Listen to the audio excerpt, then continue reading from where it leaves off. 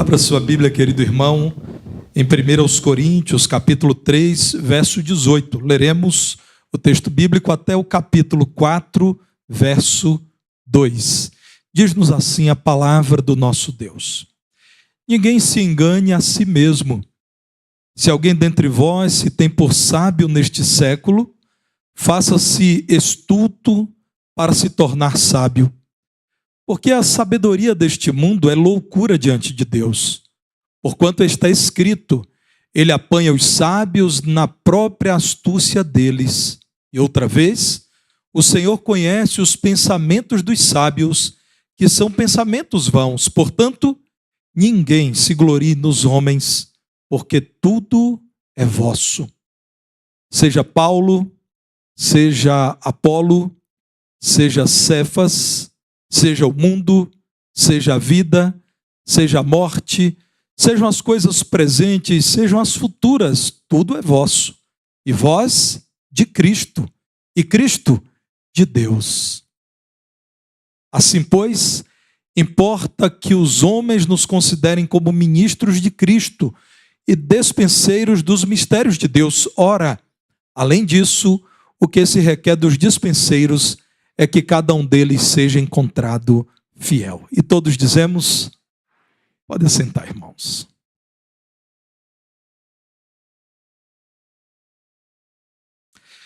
No combate às divisões que surgiram na igreja a qual esta carta é inicialmente dirigida, a igreja de Corinto, o apóstolo Paulo diz que todos deveríamos lembrar que tudo, até as vidas que nos cercam, muitas das quais admiramos, são provisão do Senhor. Tudo é colocado pelo Senhor à nossa disposição. A glória, portanto, em tudo deve ser dada ao Senhor. Paulo está dizendo, ele que era um líder da igreja, que nenhum líder a exemplo dele, por isso diz aqui, seja Paulo, seja Apolo, seja Cefas, nenhum líder deve ter proeminência na igreja, porque apenas o seu grande líder e Senhor, o seu sumo pastor, que é Jesus, deve ser glorificado na igreja.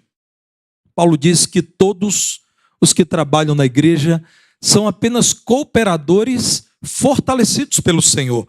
Notem, irmãos, no texto que precede aquele lido, a partir do verso 4, o apóstolo Paulo mais uma vez está questionando, em especial nos versos 4 e 5. Porque dizem alguns de vocês: eu sou de Paulo, eu de Apolo. Quem é Paulo, quem é Apolo, diz o verso 5. Um planta, o outro rega, o crescimento vem do Senhor, que deve ser glorificado por dirigir muito bem a sua igreja. Me toca, como líder cristão, aquilo que diz o verso 7. Nem o que planta é alguma coisa, nem o que rega. Alguma coisa é Deus. Tudo é Deus que dá o crescimento. E no verso 9 diz: somos cooperadores. Lavoura de Deus, edifício de Deus é o que somos. Portanto, o que somos e o que fazemos é produto da graça de Deus sobre nós, que nos permite realizar a obra do Senhor. O apóstolo Paulo diz, portanto, que devemos viver pela fé no Senhor, não em uma pessoa, não em uma ideia, não em uma instituição. Para a igreja e para os crentes, deve sempre existir o desejo sincero de buscar a sabedoria que vem de Deus. Se ninguém deve tomar o lugar que é de Cristo, aquele que é o fundamento da igreja já posto e que não deve ser retirado, nenhuma outra fonte de sabedoria deve concorrer com a sabedoria que vem de Deus. Notem no texto que lemos agora há pouco que a palavra de Deus apresenta referências antigas, dizendo: o Senhor não mudou. Aqui, irmãos, nós encontramos a citação de Jó, capítulo 5, verso 13, muito especialmente em 1 Coríntios 3,19. No verso seguinte, o verso 20, a citação de Salmo 94, 11. Então Paulo primeiro diz: não confiem em pessoas enquanto edificam a igreja. Confiem em Cristo, a pessoa divina que conduz a igreja. Depois, Paulo diz: não confiem na sabedoria dos homens. Ninguém se deixe enganar. O homem mais sábio que conheçamos neste mundo, sem que esteja apegado ao Senhor, não é sábio, é estulto, porque a sabedoria deste mundo, quando observada por aquele que é a fonte de toda sabedoria, é louca, é nociva, é indigesta, é desnecessária, é estranha à vontade do Senhor. A vontade de Deus é superior em qualidade e eficácia à sabedoria do mundo. Ainda falando a essa igreja, na segunda carta, no capítulo 3, verso 5, Deus usa Paulo para dizer: não que por nós mesmos sejamos capazes de pensar alguma coisa como se partisse de nós. Pelo contrário, a nossa suficiência vem de Deus. Nenhum dom, nenhuma estratégia de líderes devem sobrepujar a confiança da igreja em seu Deus. Este capítulo, irmãos, para uma igreja que, tal como a nossa, lidava com o desafio de glorificar ao Senhor e cumprir a sua missão, enquanto lidava com os desafios externos, os perseguidores do cristianismo, internos, os conflitos de relacionamentos, é um apelo para que tudo façamos pela fé. Nós já sabemos, a vida cristã é pela fé. Nós andamos neste mundo de fé em fé. O justo vive pela fé. Portanto, a vida cristã deve se resumir nesta declaração: tudo pela fé. Observem quando nos versos 21 e 22 do texto lido originalmente, há o que parece uma contradição, mas não é. Primeiro, no verso 21, a palavra de Deus diz: tudo é vosso. E depois, mais à frente, no verso 23 diz: vocês são de Cristo. Versos 21 e 22, tudo é vosso. Isto é uma lembrança da liberdade cristã. Nós recebemos do Senhor vida, a fé, talentos, recursos financeiros, dons do Senhor. Ele nos dá liberdade para utilizar de tudo aquilo que é fornecido por Ele mesmo. Mas então, quando diz que nós somos de Cristo, está apelando para a responsabilidade cristã. Deus nos oferece tudo, mas devemos administrar tudo que Ele nos oferece pela fé, no temor dEle, confiando nele, glorificando o nosso Deus. Outrora, irmãos, não reconhecendo a grandeza de Deus e não servindo, muitos de nós dependíamos dos recursos do homem, da sabedoria do homem, para alcançarmos felicidade e segurança. Agora não.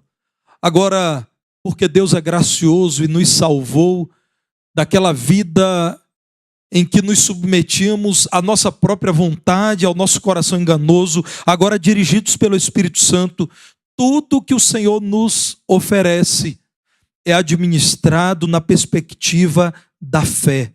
Até os nossos bens devem ser administrados com a consciência de que tudo vem das mãos de Deus.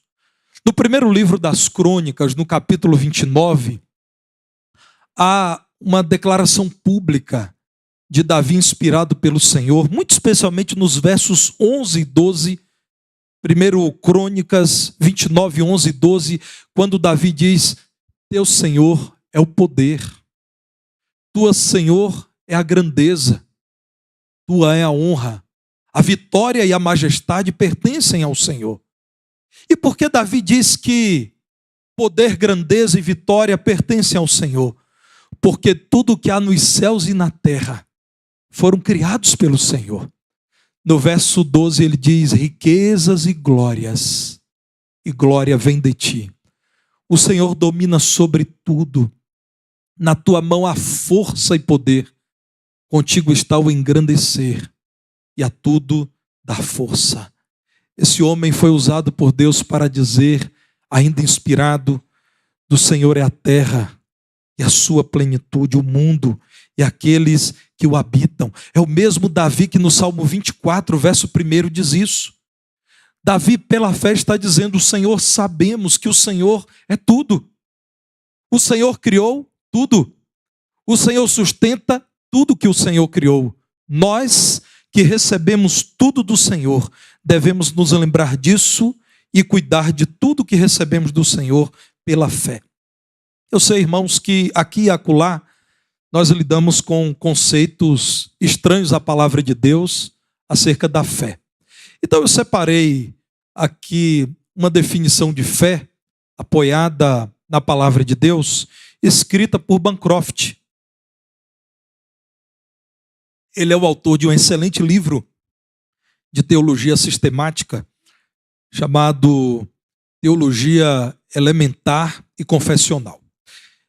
Nosso irmão Bancroft diz o seguinte: fé é aquela crença ou confiança possuída pelos crentes regenerados em diversos graus, a qual se fundamenta sobre o conhecimento de Deus e de sua vontade, obtido por meio de revelação e experiência especial.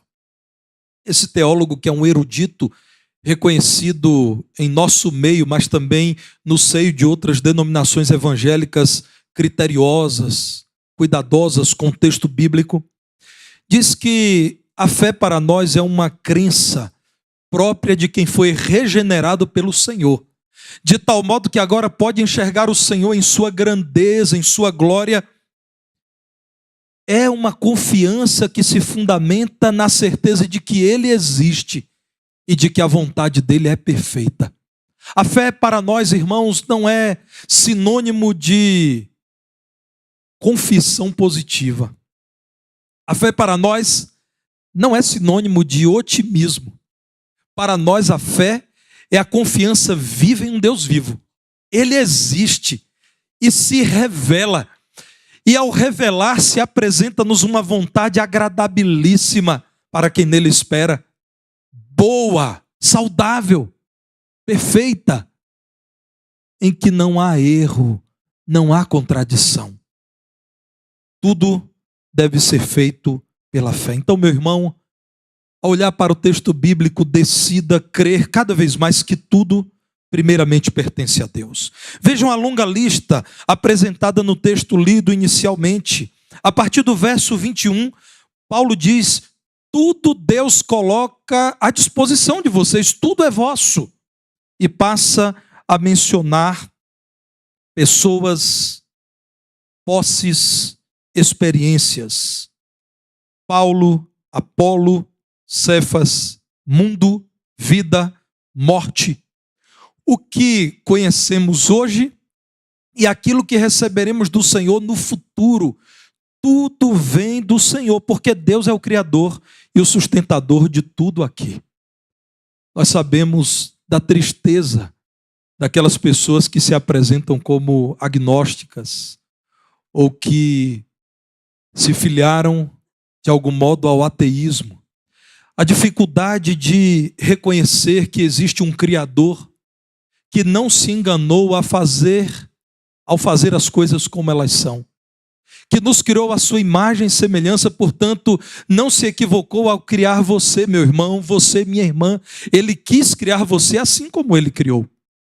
Até quando criados com certas limitações, quando comparamos nós mesmos com a maior parte das pessoas, nisso está também a mão de Deus. Deus é glorificado em nossas limitações. Deus é glorificado quando, apesar das limitações que eu e você temos já de nascimento, conseguimos enfrentar as lutas, os desafios, confiando nele. Na verdade, irmãos, quanto mais frágil é o crente, mais exposto à fé ele está. Quanto mais o crente se considera poderoso, autossuficiente, sábio, cheio de fé, mais fragilizado está, porque menos dependerá do Senhor. Então o que a palavra do Senhor está dizendo é que devemos, pela fé, reconhecer que tudo pertence a Deus. Ele criou E graças a Ele, as coisas têm sido sustentadas ainda hoje.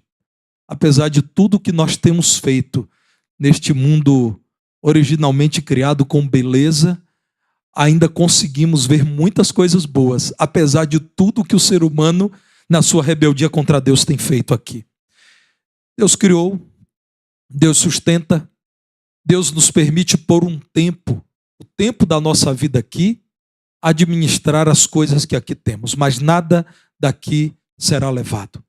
Manifesto segundo a palavra de Deus é que nada trouxemos e desse mundo nada levaremos. Então, meu irmão, ao administrar tudo que Deus tem colocado em suas mãos, glorifique a Deus em tudo. Ele nos permite, porque Ele nos ama, receber tudo que temos recebido para glorificá-lo. Lembro-me que em viagem a uma parte do litoral brasileiro, cheguei com minha família a uma praia linda, irmãos. Uma beleza extraordinária. Enquanto contemplávamos o céu, o mar, a flora, a beleza daquele conjunto, percebemos, isso no estado de Sergipe, algumas casas que outrora foram construídas como mansões, como casarões, sendo destruídas pela força do mar. Casas maravilhosas, muitas delas com barricadas, acumulavam-se sacos de areia tentando domar o mar.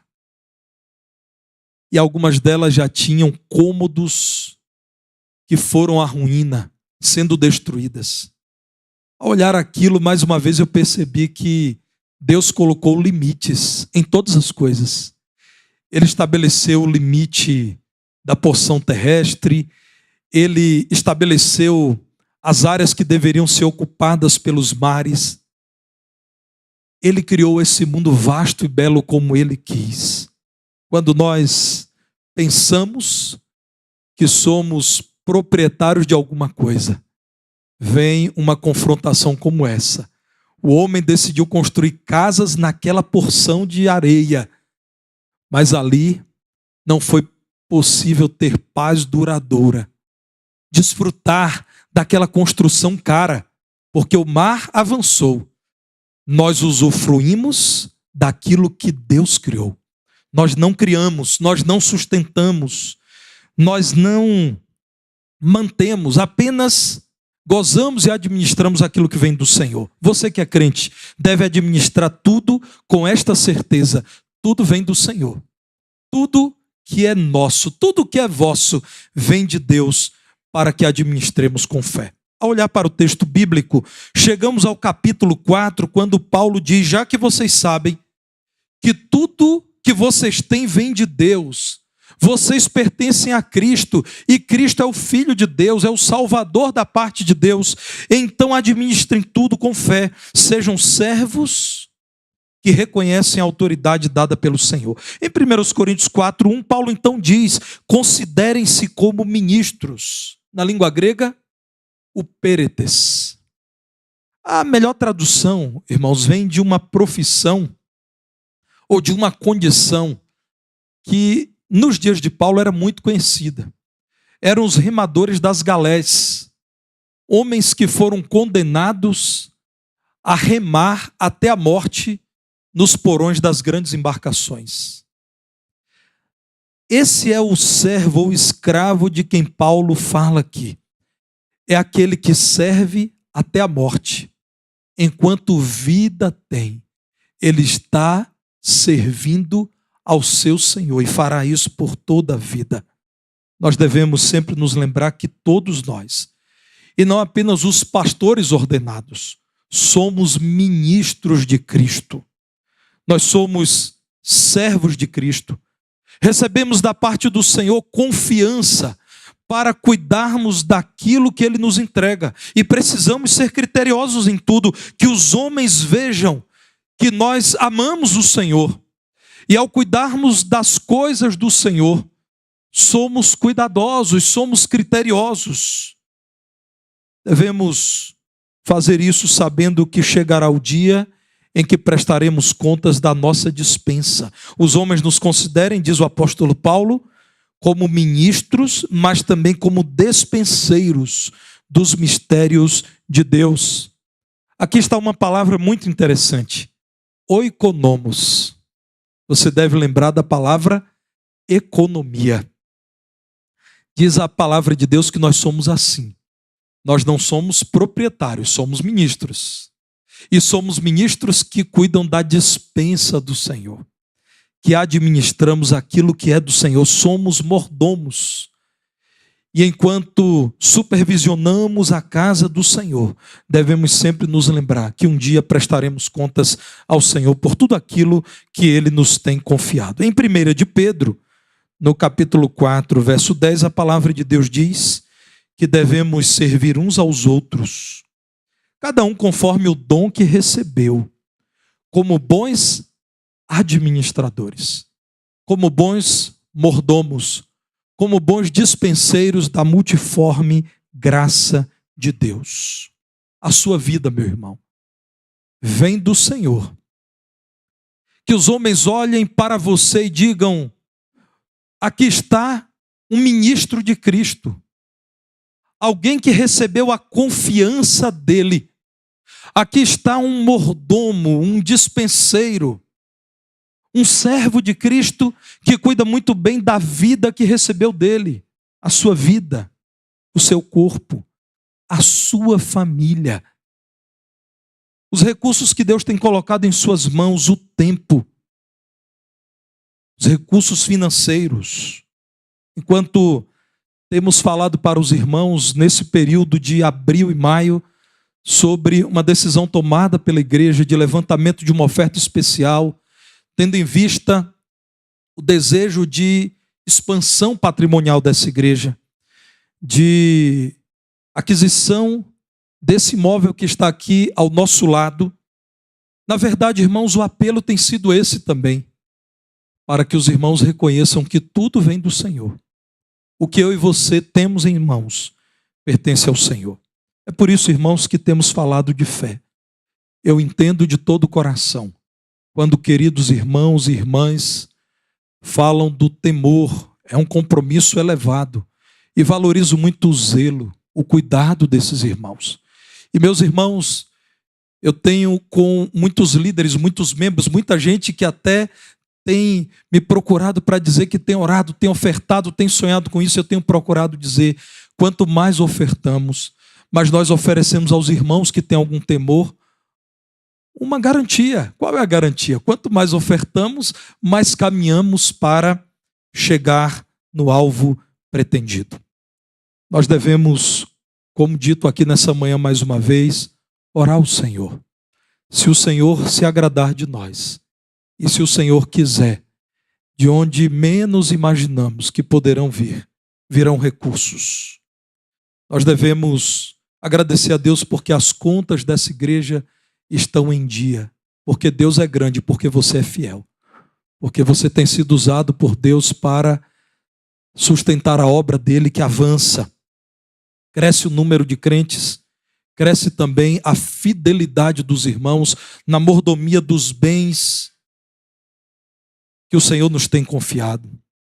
Nós podemos, como eu disse, dar aos nossos irmãos que têm algum receio, e eu os respeito profundamente, alguma tranquilidade ao dizer: vejam, irmãos, muita gente está se dispondo a ofertar e a contribuir. O meu temor, irmãos, é que se não estivermos atentos a uma oportunidade que Deus nos dá, pode ser que no futuro não tenhamos mais essa oportunidade. Quando mobilizamos a igreja nesses 2 meses, isso foi feito porque os proprietários do imóvel precisam de uma resposta nossa. E nós precisamos dar uma posição. Por isso foi apresentado para os irmãos algo que é desafiador, mas é possível. Eu olho para esta igreja e aquilo que ela tem feito em toda a sua bela história me faz acreditar que esta é uma igreja formada por gente que confia em Deus e por gente que, confiando no Senhor, coloca toda a sua vida e os seus recursos nas mãos do Senhor. Podemos permitir, irmãos, que algo indesejável se instale aqui ao lado. Aliás, alguns de vocês Já me disseram diversas vezes que oraram muito nos últimos anos, especialmente quando a igreja tinha que lidar com algo entristecedor aqui nessa vizinhança. Isso pode acontecer. A igreja já precisa hoje, graças a Deus pela necessidade de acolher mais pessoas, mas também precisará no futuro. Imagine o resultado do esforço de quem diz: Senhor, tudo faremos pela fé. Por nós mesmos somos incapazes. Olhando para as nossas possibilidades, não faremos coisa alguma. E é nesse contexto em que Deus é glorificado quando dizemos: é pela fé, Senhor. É segundo a vontade do Senhor. E meus irmãos, não menos importante, façam tudo buscando a aprovação de quem é dono de tudo. Observem o temor do apóstolo Paulo, voltando ao fechamento do texto lido inicialmente, quando ele diz: o que se espera é que o mundo veja o nosso testemunho e diga: são ministros do Senhor, são mordomos da parte de Deus, eles são tementes a Deus, eles não são como os que acreditam que o acaso lhes deu alguma coisa, eles não são como aqueles que acreditam que a sua força, a força do seu braço, a sua engenhosidade, a sua capacidade intelectual deu-lhes alguma coisa. Eles são como aqueles que dizem: nós estamos nas mãos de Deus, tudo o que temos e somos vem do Senhor. Eles são mordomos, eles administram aquilo que vem do Senhor, e isso é o que o mundo deve ver em nós. Isso é um apelo ao homem egoísta, ao homem centrado em si mesmo, amante do seu coração, das suas vontades, da agenda desse mundo, mas diz que em relação a Deus devemos nos preparar para prestar contas. O fechamento do verso 2 me toca o coração, e eu espero que você considere isso em toda a sua vida, hoje e no futuro. O que se espera destes que são ministros e despenseiros é que eles sejam encontrados pelo Senhor fiéis. Bom está, servo fiel, entra no gozo do teu Senhor. E aqui, irmãos, estamos falando de tudo. A sua vida e o que você tem feito dela nessa época. É uma época difícil, mas é a época que o Senhor nos tem dado para que o sirvamos. O seu compromisso com a evangelização, o seu desejo de servir no ministério, o valor e o cuidado que você dá à sua família, o valor que você dá ao seu tempo. Recentemente, um certo pastor muito sério, disse: meus irmãos, Deus um dia nos perguntará acerca de quanto tempo gastamos inutilmente nas redes sociais. Esse é um tema da nossa época. Tempo é bênção do Senhor, é recurso dado por Deus. Não se joga tempo de qualidade fora. O Senhor nos perguntará pelo que temos feito com os nossos filhos, o que temos feito dos dons espirituais, capacidade para servir ao Senhor. O Senhor nos perguntará pelo que temos feito com os recursos financeiros que Ele nos confia, porque Ele é o Deus de toda prata e de todo ouro.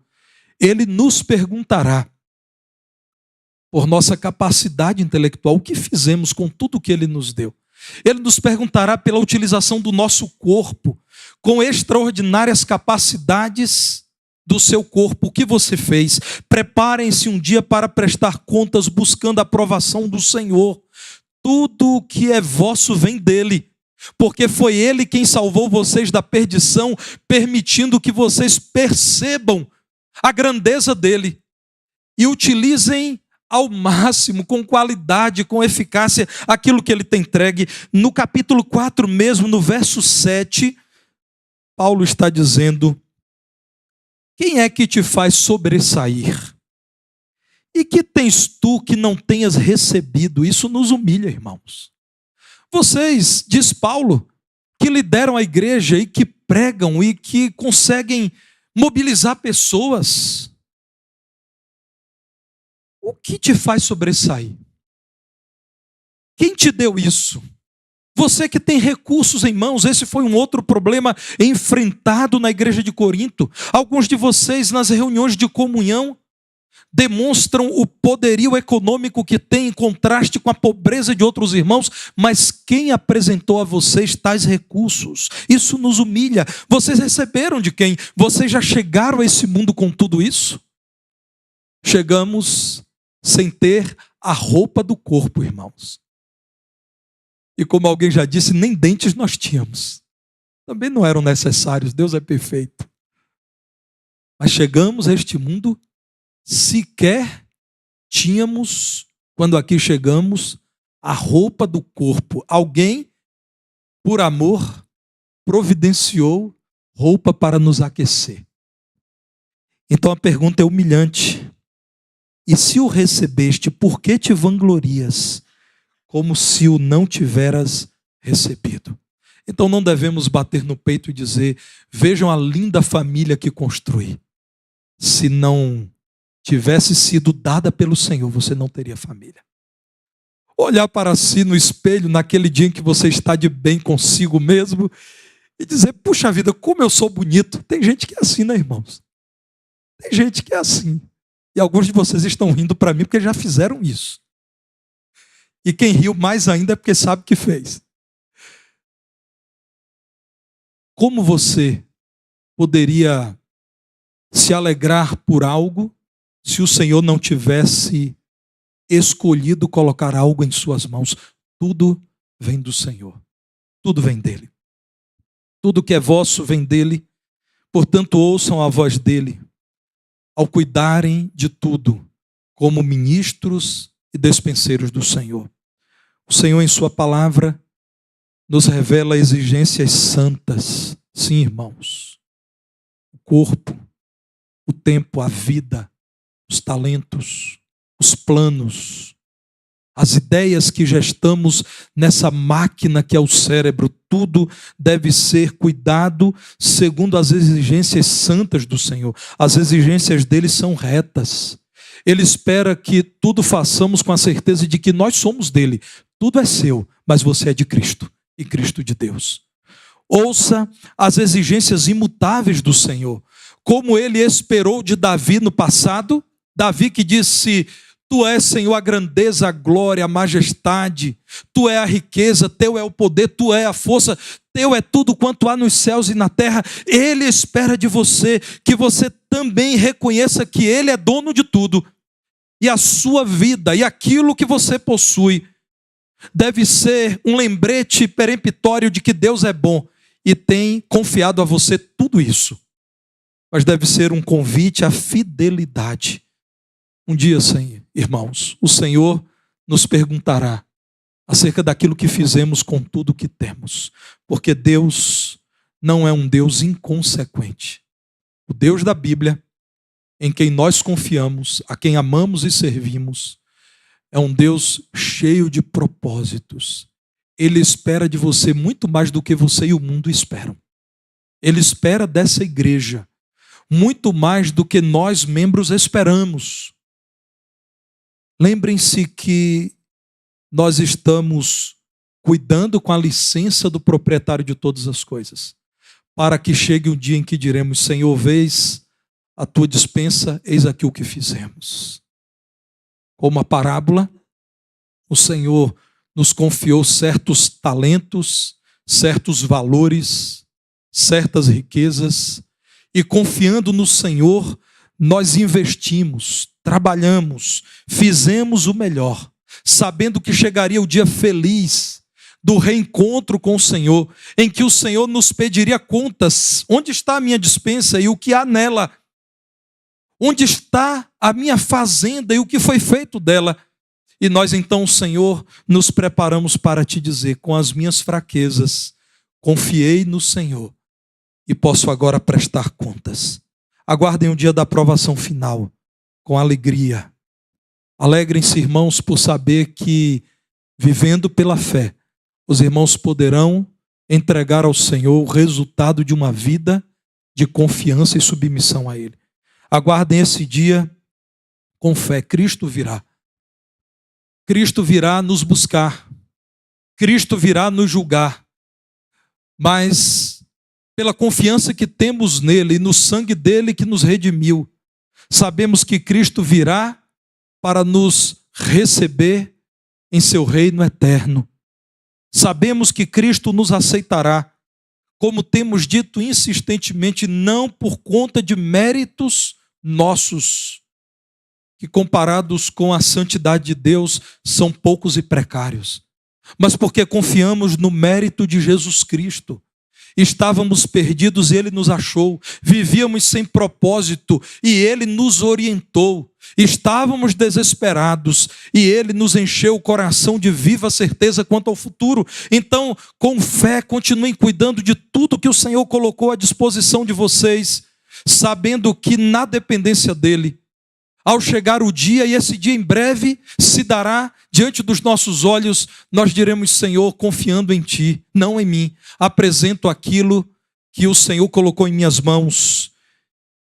Esse será um dia feliz, quando seremos aprovados pelo Senhor. Volto a dizer, irmãos, creio firmemente que os crentes, os salvos, os regenerados serão aprovados, não porque somos bondosos, mas porque Deus, em sua bondade, estabeleceu um caminho para a nossa aprovação, que é a confiança em Jesus Cristo.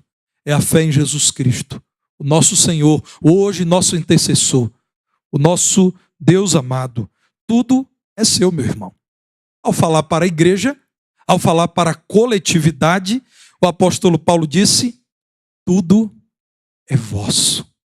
Se estivesse falando a igreja de Cristo no Barro Preto, certamente Paulo diria: tudo é de vocês, irmãos. Mas não se esqueçam, seja Paulo, seja Apolo, seja Cefas, seja o mundo, seja a vida, seja a morte, sejam as coisas que vocês já têm em mãos, sejam as coisas que vocês sonham para o futuro, tudo isso que é vosso não deve anular um outro axioma da fé: vocês pertencem a Jesus Cristo. Então tudo que está nas mãos de vocês é cuidado na perspectiva do serviço a Cristo. Ministros e dispenseiros do Senhor. Tudo é vosso, e vós de Cristo e Cristo de Deus. Eis um atual e solene chamado à mordomia, mas a mordomia pela fé. O cuidado de quem somos e daquilo que temos na confiança em Deus.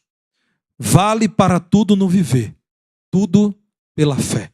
Deus, pois, nos sustente, nos abençoe. Cantaremos um